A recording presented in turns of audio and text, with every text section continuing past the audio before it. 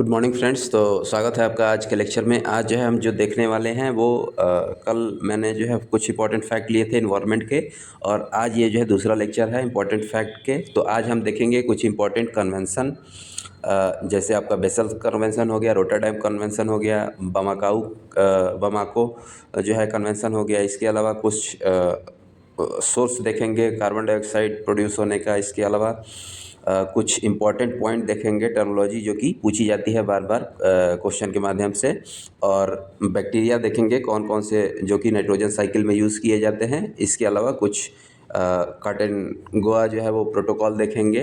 तो चलिए आज का लेक्चर जो है स्टार्ट करते हैं। वीडियो अच्छा लगे तो ज़्यादा से ज़्यादा लाइक करिएगा, सब्सक्राइब करिएगा और शेयर करिएगा इसको। तो सबसे पहले अगर हम देखें तो बेसल कन्वेंशन है। बेसल कन्वेंशन जो है कब साइन हुआ था? तो ये साइन हुआ था 1989 में, और ये फोर्स में यानी इफेक्टिव कब हुआ? 1992 में। तो ये क्वेश्चन जो है पूछा जाता है, आप ध्यान रखेंगे। बेसल कन्वेंशन जो है किससे रिलेटेड है?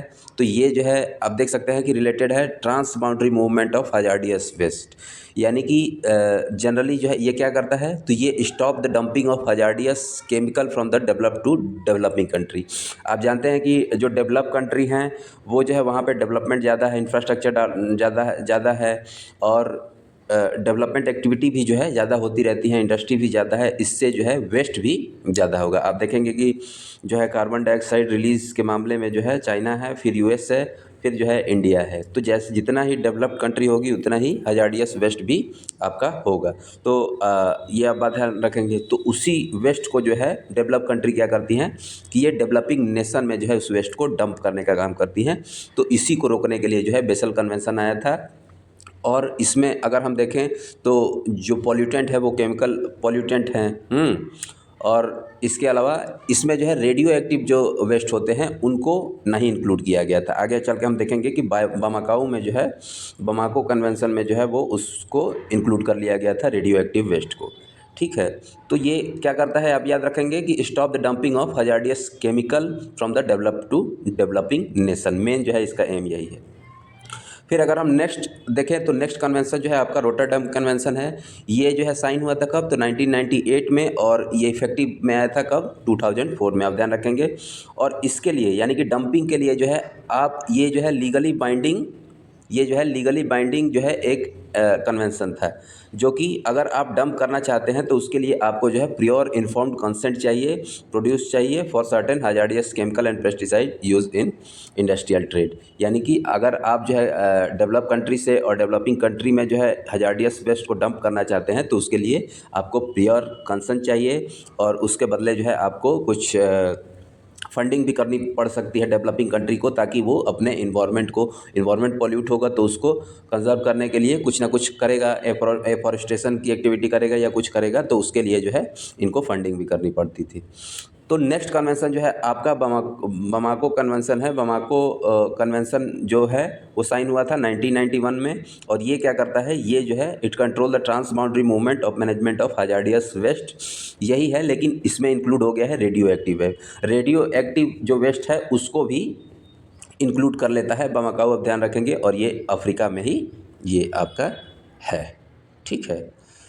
तो फिर हम अब नेक्स्ट पॉइंट देखते हैं कि आर्टिफिशियल, जैसे कि अभी मैंने बताया कि कार्बन डाइऑक्साइड जो है प्रोड्यूस करने में जो है आपका चाइना है, फिर यूएसए है, फिर इंडिया है, और इसके बाद कई डेवलप कंट्री हैं। तो अगर हम देखें कि artificial causes to release carbon dioxide कौन कौन से हैं, तो वो आप राइस फील्ड होता है जैसे पैडी फील्ड, इसके अलावा एनिमल हस्बेंड्री इंडस्ट्री प्रोड्यूस करती है कार्बन डाइऑक्साइड, सॉयल इरोजन और डीप टीलेज के चलते होता है, और ब्रेकिंग ऑफ रॉक के चलते भी प्रोड्यूस होता है आपका क्या? Carbon dioxide. ठीक है। इसके अलावा हम देखें तो कैटल जो है वो मेथेन प्रोड्यूस करती हैं as a by product of digestion. वो डाइजेस्ट करती हैं ना, अपना मुंह चला के जो है उनका डाइजेशन होता है, तो उससे मेथेन गैस जो है वो रिलीज होती है, आप ध्यान रखेंगे। तो मेथेन को रिड्यूस करने के लिए क्या करते हैं हम? तो मेथेन को रिड्यूस करने के लिए हम जो है सीवीड्स का यूज़ करते हैं, ऑयल केक का यूज़ करते हैं। ठीक है। अब हम एक जो है टर्म देखने जा रहे हैं वो कार्बन सिक्वेस्ट्रेशन है। तो बेसिकली कार्बन सिक्वेस्ट्रेशन जो है इन्वायरमेंट से रिलेटेड एक टर्म है, जिसमें कि क्या किया जाता है? नेचुरल और आर्टिफिशियल जो है प्रोसेस, जिसमें कि हम कार्बन डाइऑक्साइड को जो है एटमॉस्फेयर से रिमूव करते हैं in the form of liquid और सॉलिड। तो इसी प्रोसेस को हम क्या कहते हैं? कार्बन सिक्वेस्ट्रेशन कहते हैं, आप ध्यान रखेंगे। ठीक है।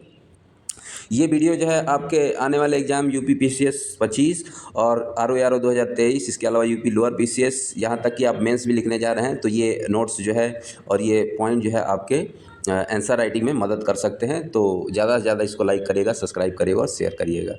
फिर अगर हम नेक्स्ट पॉइंट देखें तो यूकेलिप्टस जो है वो एक इन्वायरमेंट इविल है। आप ध्यान रखेंगे, यूकेलिप्टस का पेड़ जो है वो इन्वायरमेंट के लिए अच्छा नहीं होता है।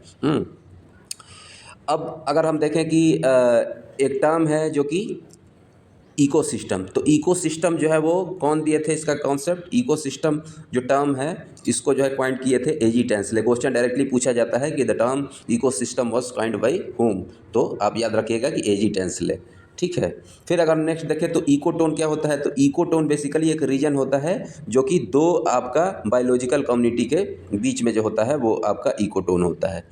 इसके अलावा अगर नेक्स्ट पॉइंट देखें तो इकोलॉजिकल निश का जो है वो टर्म किसने दिया था? तो जोसेफ ग्रेनेल ने दिया था 1917 में। आप ध्यान रखेंगे, ये भी क्वेश्चन पूछ चुका है कई बार कि इकोलॉजिकल निश का कॉन्सेप्ट जो है कौन दिया था? तो जोसेफ ग्रेनेल ने दिया था, वो कि 1917 में। आप ध्यान रखेंगे। इसके अलावा अगर हम नेक्स्ट देखें तो ये कुछ आपके एजेंसीज है, जैसे इंटरनेशनल एनर्जी एजेंसी, तो ये ऑटोनोमस बॉडी है और ये इंटर गवर्नमेंटल ऑर्गेनाइजेशन है। हेडक्वार्टर इसका कहाँ पे है? पेरिस में है। इंडिया चाइना इसके एसोसिएट मेंबर हैं। इसके अलावा एनर्जी वॉच जो है वो आपका एनर्जी वॉच ग्रुप जो है ये भी एक क्या है? इंटरनेशनल ऑर्गेनाइजेशन है और इसमें जो है ग्रुप ऑफ साइंटिस्ट और आपके पार्लियामेंट्रियन जो है वो होते हैं और ये कहाँ पे लोकेटेड है? जर्मनी में। आप इतना ही ध्यान रखेंगे इसमें। ठीक है। फिर अगर हम नेक्स्ट देखें तो इम्पॉर्टेंट टर्म आप देख सकते हैं कि पाइसोक्लाइन जो है ये किससे रिलेटेड है? डेंसिटी ग्रेडियंट से रिलेटेड है एक्वेटिक सिस्टम में। ये क्वेश्चन पूछ चुका है मैच द कॉलम में। जो पाइसोक्लाइन जो है वो किससे रिलेटेड है? ये जो है डेंसिटी ग्रेडियंट से रिलेटेड है एक्वेटिक सिस्टम में। इसी तरीके से अगर हेलोक्लाइन की बात करें तो हेलोक्लाइन जो है वो सॉल्ट ग्रेडियंट से रिलेटेड है एक्वेटिक सिस्टम में। और थर्मोक्लाइन की बात करें तो ये जो है थर्मो यानी कि आप जानते हैं ये टेम्परेचर से रिलेटेड है। जैसे थर्मो जो है आपका किससे रिलेटेड है? टेम्परेचर से रिलेटेड है। फिर अगर हम देखें कि इको सेंसिटिव जोन, तो इको सेंसिटिव जोन का कॉन्सेप्ट जो है हमारे इन्वायरमेंटल प्रोटेक्शन एक्ट से आया था, जो कि 1986 का है। इको सेंसिटिव जोन क्या होता है? सपोज करिए ये जो है इको सेंसिटिव जोन है, तो इसमें जो है एग्रीकल्चर को छोड़ के, ये अगर एरिया जो है इको सेंसिटिव जोन है तो इसमें जो है वो आपका एग्रीकल्चर को छोड़ के जो है और सारी एक्टिविटी ये प्रोहिबिटेड नहीं होती है। तो आप ध्यान रखेंगे, ये कोर एरिया है, ये जो है आपका आउटर है। तो आप ध्यान रखेंगे कि इको सेंसिटिव जोन क्या होता है। इसके अलावा अगर हम देखें कुछ इंपॉर्टेंट फैक्ट, तो देखिए कौन से एक्ट कब आए थे, उसका ईयर, ये भी क्वेश्चन पूछ लिया जाता है। तो wild life protection act WPA जिसको हम शॉर्ट में कहते हैं, वो 1972 का है। EPA हम देखें इन्वायरमेंटल प्रोटेक्शन एक्ट, जो कि 1986 का है। इसी तरीके से अगर फॉरेस्ट कंजर्वेशन एक्ट देखें तो वो है आपका 1980 का। आप ध्यान रखेंगे। इसके अलावा दो अगर एयर पॉल्यूशन एक्ट देखें तो कब आया था? 1981 में। और वाटर पॉल्यूशन एक्ट जो है कब आया था? 1974 में। तो ये इंपॉर्टेंट एक्ट हैं और उनके ईयर है, आप ध्यान रखेंगे। ठीक है। फिर अगर हम देखें एक नया टर्म की जो है इन्वायरमेंट का, तो वो आप देख सकते हैं यहाँ पे कि ये क्या है? यूट्रोफिकेशन। तो यूट्रोफिकेशन क्या होता है? तो ये बेसिकली जो है ये इट इज़ ए प्रोसेस, आप देख सकते हैं, it is a process of adding nitrate और फॉस्फोरस। नाइट्रेट और फॉस्फोरस जो कि नेचुरली और आर्टिफिशियली एक्वेटिक इकोसिस्टम में या लेक में जो है वो दिया जाता है, जिसके चलते जो है काफ़ी रिच हो जाती हैं आपकी न्यूट्रिएंट। तो उससे क्या होता है कि एक्वेटिक सिस्टम में जो रहने वाले जो भी आपके प्लांट हैं या एनिमल हैं उनकी डेथ हो जाती है, क्योंकि एल्गल ब्लूम हो जाता है। बहुत सारे चीज़ें जो हैं वो एल्गम ब्लूम हो जाता है, उसके चलते जो है वो डेथ हो जाती है, जो कि एक्वेटिक प्लांट और एनिमल है। तो ये यूट्रोफिकेशन है। इसके अलावा अगर हम नेक्स्ट फैक्ट देखें तो आप देख सकते हैं कि एनी नीस जो है, ये जो है एक नॉर्वे की फिलोसोफर थी। उन्होंने एक टर्म जो है कॉइन किया था, जिसका जो क्या है? Deep ecology. तो ये भी क्वेश्चन पूछा जाता है कि डीप इकोलॉजी का टर्म जो है किसने दिया था? तो एनी नीस, आप ध्यान रखेंगे, और 1973 में इन्होंने दिया था।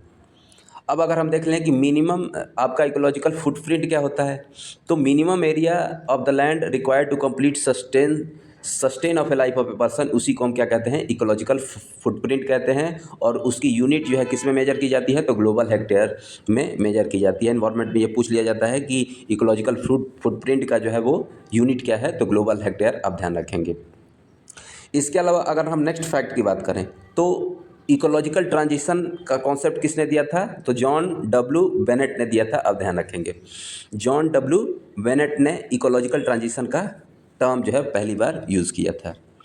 अब हम देखें तो यहाँ पे आप देख सकते हैं कि जैसे कि हम जानते हैं कि फोटोसिंथेसिस होता है, तो फोटोसिंथेसिस होता है तो हमारे प्लांट को जो है कार्बन डाइऑक्साइड तो एटमॉस्फेयर से मिल जाता है। इसके अलावा वो जो है आप जानते हैं कि दो टाइप की टिश्यू होती है। सपोज करिए कि ये प्लांट है तो दो टाइप की टिश्यू होती है, एक होती है जाइलम और दूसरी फ्लोएम। तो जाइलम क्या करता है कि वो आपके न्यूट्रिएंट को और वाटर को जो है ग्राउंड से यानी सॉइल से जो है वो ऊपर की तरफ पहुंचाता है लीफ तक, ताकि फोटोसिंथेसिस हो सके। और फोटोसिंथेसिस होने के बाद जो है वही आपका जो है वो फूड प्रिपेयर होने के बाद पूरे प्लांट बॉडी में जो है ट्रांसपोर्ट होता है जिस टिश्यू के थ्रू, उसको हम क्या कहते हैं, फ्लोएम कहते हैं। आप ध्यान रखेंगे, ये भी बेसिक साइंस का कॉन्सेप्ट है। तो इसी तरीके से अगर हम देखें तो आप जो है यहाँ पे देख सकते हैं कि प्लांट जो है वो नाइट्रोजन कहाँ से लेता है। तो अगर हम इम्पोर्टेंट बैक्टीरिया की बात करें जो कि नाइट्रोजन साइकिल में यूज़ किया जाता है, तो वो आपका अमोनिया से यानी कि NH3 से नाइट्रेट में जो बैक्टीरिया यूज़ होते हैं जो कि कन्वर्ट करता है इसको, वो कौन कौन से हैं, तो आप देख सकते हैं कि नाइट्रोसोमोनास है और नाइट्रोकोकस है, ठीक है। और दूसरा अगर हम देखें कि नाइट्राइट से नाइट्रेट में जो कन्वर्ट करता है बैक्टीरिया, वो कौन सा है, नाइट्रोबैक्टर है। तो इस प्रोसेस को हम क्या कहते हैं, प्रोसेस ऑफ नाइट्रिफिकेशन कहते हैं। आप ध्यान रखेंगे कि ये जो है अमोनिया से नाइट्राइट में और नाइट्राइट से नाइट्रेट में जो कन्वर्जन होता है, इसी को हम क्या कहते हैं, नाइट्रिफिकेशन कहते हैं। और यहाँ पे भी आप देख सकते हैं कि दो बैक्टीरिया हैं जो कि सॉइल से नाइट्रोजन में कन्वर्ट होते हैं, इसको क्या कहते हैं, सूडोमोनास और थायोबैक्सिलस। तो ये भी इंपॉर्टेंट दो आपके बैक्टीरिया हैं, इसको ध्यान में रखेंगे आप। नेक्स्ट अगर प्रोटोकॉल की बात कर लें तो काटनगुआ जो है वो काटनगुआ प्रोटोकॉल है। ये जो है कब अडॉप्ट किया गया था, तो आप ध्यान रखेंगे कि ये जो है अडॉप्ट किया गया था 2000 में 2000 में। और ये प्रोटोकॉल जो है एग्जिस्ट यानी केम इन फोर्स कब आया था, तो 2003 में आया था, 2003 में आया था। इसका मेन ऑब्जेक्टिव क्या है, तो मेन ऑब्जेक्टिव अगर देखें तो biosafety to protect the biodiversity from the portable threat of modern technology. यानी कि आज जो मॉडर्नाइजेशन का समय चल रहा है, मॉडर्न टेक्नोलॉजी यूज़ हो रही है, AI भी अब जो है आप देख रहे हैं कि आजकल यूज़ हो रही है। तो इससे जो मॉडर्न हमारी टेक्नोलॉजी डेवलप हो रही है, उससे किस तरीके से जो है हम प्रोटेक्ट करें अपने बायोडाइवर्सिटी को, तो उसके थ्रेट से, तो उसके लिए जो है कौन सा प्रोटोकॉल है, काटनगुआ प्रोटोकॉल है। तो आप ध्यान रखेंगे ये जो है कब किया गया था, केम फोर्स आया था, तो ये 2003 में आया था। तो वीडियो कैसा लगा हो कमेंट के माध्यम से बताइएगा। और ये वीडियो जो है काफ़ी इम्पोर्टेंट सीरीज चल रही है। आज ये दूसरा लेक्चर है, कल जो है तीसरा आएगा और एक दो और लेक्चर आएंगे जिसमें कि आप इम्पोर्टेंट टर्म जो है, टर्मोलॉजी या क्वेश्चन जो है पूछे जाते हैं आपके आने वाले एग्जाम के लिए, बहुत ही बेनिफिशियल है। वीडियो को जो है ज़्यादा से ज़्यादा लाइक करिएगा, सब्सक्राइब करिएगा और शेयर करिएगा, और कमेंट के माध्यम से अपना सुझाव भी दे सकते हैं। आज के लिए इतना ही, धन्यवाद।